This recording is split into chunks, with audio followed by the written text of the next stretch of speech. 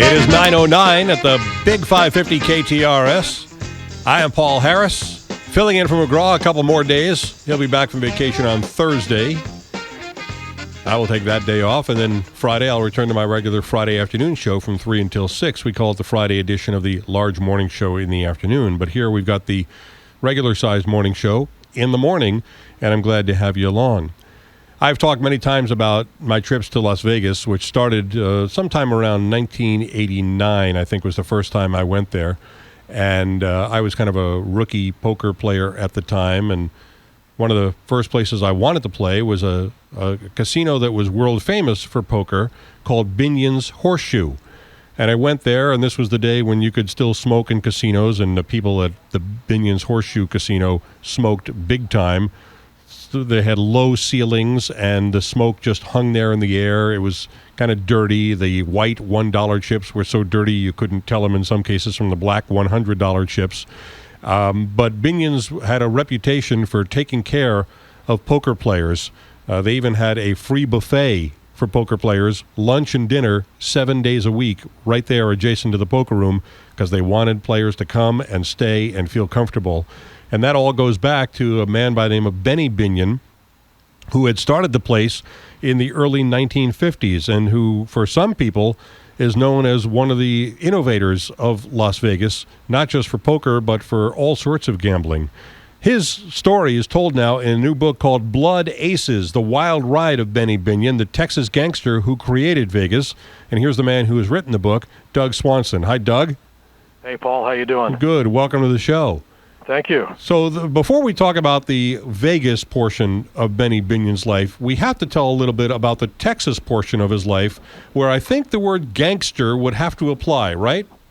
Oh, I think so, or racketeer, whatever nomenclature you wish to use. But yeah, he had a group of criminals who did his bidding, and he ultimately controlled almost all the gambling in Dallas and the Dallas area, and he had a good organization working. Not only did he have an organization, he also had some connections with the law, but that couldn't keep him from being charged with murder. Was it 3 times? Twice, but he walked away from them both. He owned the courts, he owned the judges, he owned the sheriff's department, he owned the Dallas police. He paid handsomely for this ownership, but he owned them. So why did he have to leave Dallas? Well, he backed the wrong candidates in the 1946 elections, so he lost his man in the sheriff's department, he lost the sheriff, and he lost the DA. So they told him, either leave town or you'll be killed or arrested. So he loaded up his Cadillac with allegedly $1 million in cash. He got 2 of his henchmen with Tommy guns, and he drove from Dallas to Las Vegas and started a new life in Las Vegas. Yeah. Now, in the subtitle of the book, you call him the Texas gangster who created Vegas. Of course, there are people who have seen the Warren Beatty movie who believe that Bugsy Siegel created Vegas. Who really gets the credit? Well, that's a good movie, that Warren Beatty movie, but it's terrible history. I mean, it exaggerates Bugsy Siegel's role tremendously. Siegel had a role, but he was only one of many. Binion was one of the others. There was this great wave of mobsters who came flowing into Las Vegas in the late 1940s, early 1950s, and they really created the city that you see today. These were gambling professionals who were being pushed out elsewhere and came to Las Vegas because gambling was legal there. How long did Benny have a hold on things there in Vegas? We'll get into the details of the story in a moment, but how long did he reign as one of the kings of Vegas? Oh, a good 40 years until his death, more than 40 years until his death in 1989. Wow. But from 1946 to 1989, he was a major figure in Las Vegas, with the exception of a few years he spent in Leavenworth for tax evasion. But he was a big deal in Vegas. All those years, he started out as just a casino owner, and by the end of his life, he was a major civic figure, a beloved civic figure in Las Vegas. That's interesting. Here's a guy who, committed multiple murders and was probably doing all sorts of dastardly deeds while he was in Las Vegas as well, at a time when the mob was ruling things. And, you could argue that he was part of the mob because he was himself a gangster. And then later on, it's almost as if his image got whitewashed. Well, he gave away a lot of money. That helped. But also, it was his personal charm. I mean, he was a very approachable guy. He didn't have an office at the Horseshoe. He just had a table at the restaurant, and anybody could walk up and sit down and talk to him. You might buy him a meal. You might give him some chips, comp them some chips. He was very approachable, very personable guy, unless you were on his bad side, in which case he was a very dangerous guy. Tell me something about how he ran his operation that made it different from other operators in Vegas in the early 50s. He, as you alluded to in your introduction, he ran a gambling joint. He didn't have one of these entertainment palaces out on the Strip. He didn't have bands. He didn't have comedians. He always said he didn't want his money blowing out the end of some guy's trumpet. The Horseshoe was just a place you went to gamble, and you're right. It was grimy. It was smoky. It was full of unsavory characters. But if you wanted a place where you could come in and put down $1 million on a roll of the dice, that's where you did it. And so it was the place to gamble in Las Vegas, and that's the image he cultivated, and it worked really well for him. He had no limits? Right. Your first bet was your limit. So whatever you had there you wanted to put down, you put it down, and you rolled the dice. I did hear one story about him that a guy once came in and said, I'd like to bet $10 million, and the pit boss contacted Benny, and Benny said, tell him he can bet $1 million 10 times. Well, there's a lot of stories like that going around. I think some of them are true and some aren't. That was part of the challenge of the book, was sorting out the truth from the legend. But that sounds like Binion. I mean, he would take the big bets because he knew ultimately he would win it back. He knew that you might win that first roll, but by the time the 5th or the 10th roll came around, the money would be back in Binion's pocket. Yeah, anybody can get lucky on one roll, but you get him to roll more than once. That's where the odds come in, and the advantage, the house advantage, gets you every time. Right. All right, now let's talk about how downtown Las Vegas, with people like Benny Binion, was differentiated from the Las Vegas Strip from the very beginning. Yeah, with Fremont Street, which runs along the spine of downtown, was the first site of casinos in Vegas back in the early days, and it was always sort of a rundown place. I mean, the Strip was where you went for glamour, and the Rat Pack was hanging out at the Strip, and you went to see the big shows and the big resorts and all that. But Fremont Street and downtown was always sort of grimy and gritty, and still is, even though they've tried to clean it up. Yeah. It's still got that feel of there's a little bit of it's just a little dirtier and not as nice as the Strip, but it's got its own charm if you're inclined to look that way. Yeah, whenever I walk through there, I always have my hand on my wallet at all times. Right. I mean, I know that they've got attractions down there like the Fremont Street Experience with the canopy of lights, and they've got a zip line going through there, and they're trying to make it a little bit more family friendly, but it still has that feeling of, what's going on here? Yeah, they're trying to make it very hip now. They've got lots of money coming in, putting in these boutique hotels and things like that, and fancy restaurants, and it's succeeding to a point. Yep. But it is still Fremont Street at its heart. Yeah, and I know Zappos has its corporate headquarters that moved downtown, and so they've got a new young core of people who are trying to change that part of town. But like I said, it still makes the hair on the back of my neck stand up anytime I'm there. And that goes back to the Benny Binion influence, because grimy was a way he ran business.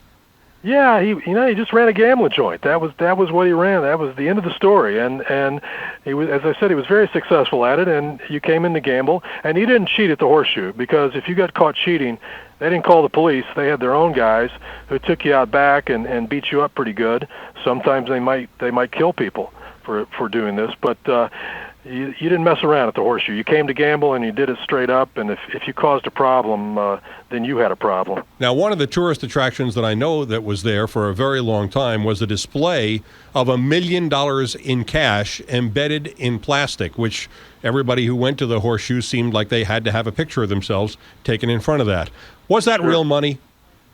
Yeah, it was. It wasn't Binion's money. He claimed it was borrowed money, but yeah, it was. They were real $10,000 bills, and you're right. It was quite a tourist attraction, and it was a way to get people in the door. Supposedly, there is a photograph somewhere of Charles Manson and his family posing in front of the $1 million display. I haven't been able to find it, but I've heard it's out there somewhere. Well, there's the quality of personnel you could find in Binion's on any day. Well, yeah, there were high rollers, low rollers.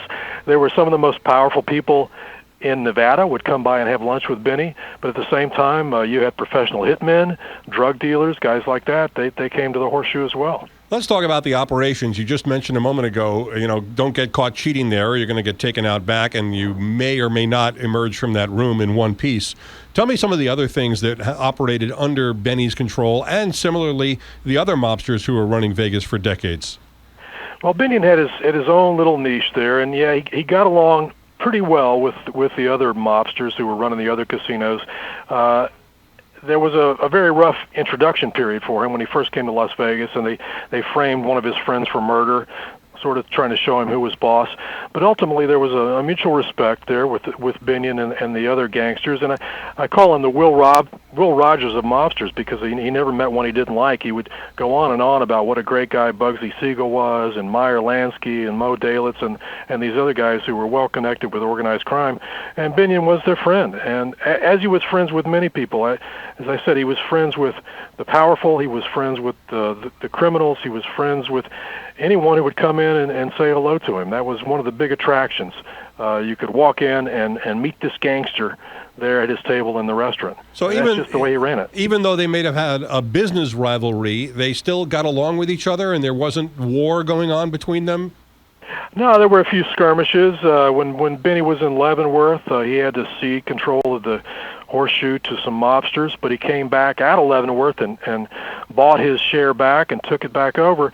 I think there was a sense that Benny wasn't going to encroach on anyone else's turf. He didn't want to expand beyond the Horseshoe. He had no plans on other casinos, for other casinos, so he was left alone to do his operating, and he knew how to get along with these guys. And he was buying the authorities in Las Vegas the same way he was buying the authorities in Dallas, and he knew how to run his business, so they left him alone. To give you an idea of what kind of town Vegas was, several years ago, Oscar Goodman became the mayor of that town, and then his wife succeeded him as mayor. And for a long, long time, Oscar Goodman was the number one lawyer for the number one mobsters in Las Vegas. And that's the guy they chose as the mayor. It's the Big 550 KTRS. I'm Paul Harris, talking with Doug Swanson, author of the book Blood Aces, The Wild Ride of Benny Binion, the Texas gangster who created Vegas. Now, we're talking about all of this, but I started talking about going there to Binion's Horseshoe to play poker. Let's get into some of the poker history, and in particular, one of the most famous poker games ever. Long before there was a World Series of Poker, there was a gigantic heads-up match between two famous poker players, right? Maybe. That's the legend, that Johnny Moss and Nick the Greek Dondelos faced off in a marathon poker match somewhere in the late 1940s. And this legend has persisted for years and years and years, that this was the greatest poker match of all times. I defy anyone, however, to find proof that this exists. There are no newspaper photographs. There are no magazine photographs. Benny Binion, later in his life, gave a long, long interview to the University of Nevada Oral History Project. The transcript goes on for more than 100 pages. He does not mention this poker match at all. Really? So it's a great legend with no factual proof whatsoever. And there are many poker scholars who've looked at this and still can't find definite evidence that it happened. Now, Johnny Moss claimed it happened. He put it in his autobiography, but he said it happened in the late 1940s in the Horseshoe, before the Horseshoe even opened. So that's debatable too. Yeah. Well, what's amazing to me is that if it did happen, the story is that Benny Binion created this heads-up match as a publicity stunt. But Right. How could there be a publicity stunt with no publicity if you can't find any newspaper or other records of it? Exactly. That's a very good point. So it's a great fable, a great myth, but find me the guy who was there and has proof. Now, he did create the World Series of Poker as a publicity stunt, and that's very well documented in the early 1970s. And his plan was to have these poker players, a handful of them, playing there in the casino, and people could come in and watch, and then they would wander off to the tables and lose money at blackjack and roulette and the dice. But this thing mushroomed and became this extravaganza that you have today. Yeah. The amazing thing about it was the first year they did it, 1970, I think there were only a half dozen people there. And the players played until they felt like they were done, and then they voted on who was the best player, and that Right. person was declared the winner. And I think there wasn't even a cash prize for them because it was a cash game, wasn't it? Yeah, it was, and it was very small. I mean, compared to what you get now. I don't remember the exact amount, but now that it's millions and millions of dollars Right. in the prize bucket. Yeah. Now, the World Series of Poker was owned by Benny Binion and was owned then by his family as the owners of Binion's Horseshoe, which eventually was sold to Harrah's, which is now Caesars Entertainment, and they Right. moved it to the Rio, and they've exploited it big time. And what has happened to the place that Benny built, Binion's Horseshoe? It is still there. It is Binion's now, called Binion's, although the family does not have an interest in it. I was there a couple of years ago when I was last in Vegas, and you can still get the feel of the old Horseshoe if you walk through it. I mean, it still has that sense of and I mean, there's no smoke anymore, and there are a lot more slot machines than there used to be. But you know, there's still the ghosts are kind of banging around in the room there, and you can still get a sense of what it was like back in the old days. I first went to the Horseshoe in the early '80s to cover the World Series of Poker, so I think I saw it in its prime with all these guys there in their polyester and their long sideburns, and as you say, the cloud of smoke hanging in the low ceiling there. That to me was the real Horseshoe, but you can still get a sense of it. Now, I've not been able to make it my way all the way through your book, so I've got to ask you about this. The legacy of Benny Binion was to have been carried on by his children. There was Jack Binion, Ted Binion, and Becky Binion. Right. That kind of fell apart, didn't it? Yeah, when Benny died, and then his wife Teddy died, the family started fighting over the assets. They went to court. They were very bitter lawsuits, and ultimately, as you say, the whole interest was sold to Harrah's. Jack Binion went his own way and worked with Harrah's and has been very successful. Becky is still in Las Vegas. He has another daughter, Brenda, who lives in Amarillo, Texas, who was very helpful to me in the book. She's a wonderful lady. And then he had two other children who died. A daughter who died of drug problems, and then Ted Binion, who was quite well known, who also had drug problems, and he either died accidentally or was murdered, depending on your point of view. Yeah. And that was a big sensational case in Las Vegas a while back. Right. And I know Jack did try to carry it on and actually did own other casinos here in the Midwest, particularly down in Tunica, Mississippi, Right. and a bunch of others that he owned. But to this day, the Binion name, you may be one of the few people keeping it alive. Well, I was surprised that there had not been a full biography written of Benny Binion, because he's such a terrific character and really interesting, and I think not given his due for being really one of the founding fathers of modern Las Vegas. But beyond that, he's just a great story. Amarillo Slim called him either the gentlest bad guy or the baddest good guy you've ever seen. Yeah, that was a really accurate summation. If you were on his good side, you loved him, and if you were on his bad side, watch out. Yeah, you could be dead if you were on his bad side. Many people were. Yeah. Are. Still. Yeah, they still are. And of course, so is he. He died in 1989. Right. Of natural causes. It's an amazing story of a guy who, frankly, I look at as a really, really bad guy, even though he may have created a place that I enjoyed going to visit and play poker in. There have been many places since then that have done it better, and I'm glad I wasn't around in the early days, because getting on this guy's bad side was a really, really bad idea.